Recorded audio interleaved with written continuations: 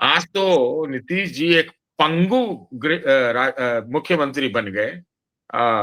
हम कहेंगे दिव्यांग मुख्यमंत्री हैं, जो मंत्रालय को, गृह डिपार्टमेंट को कभी उन्होंने नहीं छोड़ा अपने मुख्यमंत्री रहते हुए, उनको आज इससे हाथ धोना पड़ा। तो काहे का?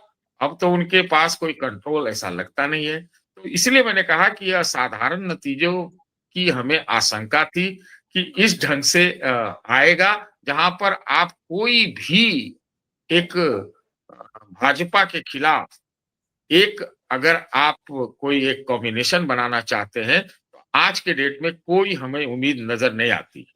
कहेंगे आप कि नहीं, नंबर तो आता है, 120-22 आता है, लेकिन आरजेडी टूट सकती है, उसकी ही चर्चा आजकल चल रही है। आजकल राहुल गांधी को इतना निशाना बनाया जा रहा है, कांग्रेस के सिर्फ 6 जीते हैं। फिर आप जनता दल यू में जो भाजपा का प्रकोष्ठ है, क्या वो जनता दल यू को नहीं तोड़ सकता है? तो स्पीकर भी उनका, गृह मंत्री भी भाजपा का, और दिल्ली का कंट्रोल, तो खाली एक दिखाने वाला इंजन जो है वो नीतीश जी का रह गया है। तो ये असाधारण चुनाव था।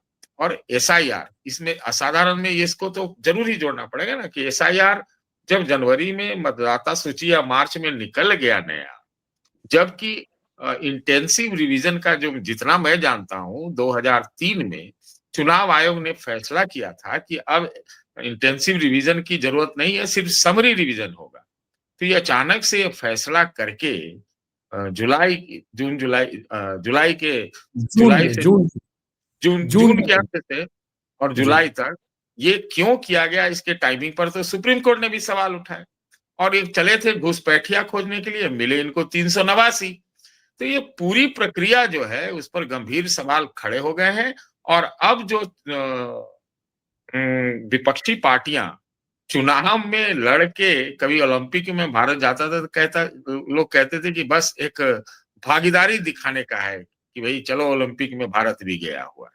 उसी प्रकार की होगी कि अब जो चुनाव लड़ रहा है, और ये कांग्रेस वाले ठीक से समझ रहे हैं, ऐसा लगता है कि अब उसका कोई मायने मतलब रह नहीं गया है। बहुत गंभीर सवाल खड़े हो गए हैं। मुझे आशंका है, मैं चुनाव आयोग क्या है, चुनाव आयोग पर इतने कालिख पोते गए हैं, हम थोड़ी पोत रहे हैं। जो जो फैक्ट्स आ रहे हैं वो कि उसके उसके जो जवाब नहीं आते, और वो कोई चीज को अनसुना कर दे रहा है, आधार को ही नहीं मानता था। फिर उसने सुप्रीम कोर्ट ने थोड़ा सा इंटरवेंशन किया तो आधार माने। अब उसमें वोट कब जोड़े गए, कब हटाए गए, किनके हटाए गए, फिर कब उसमें जोड़ दिए गए, ये जो पूरा जो चुनाव हुआ है उसमें तो ऐसा लग रहा है कि जैसे एक प्रायोजित मेला जैसा था। इतनी ट्रेनें कब चली भाई, इतनी ट्रेनें बाहर बाहर पता नहीं कहां कहां से चली, कुछ तो पता ही नहीं चला।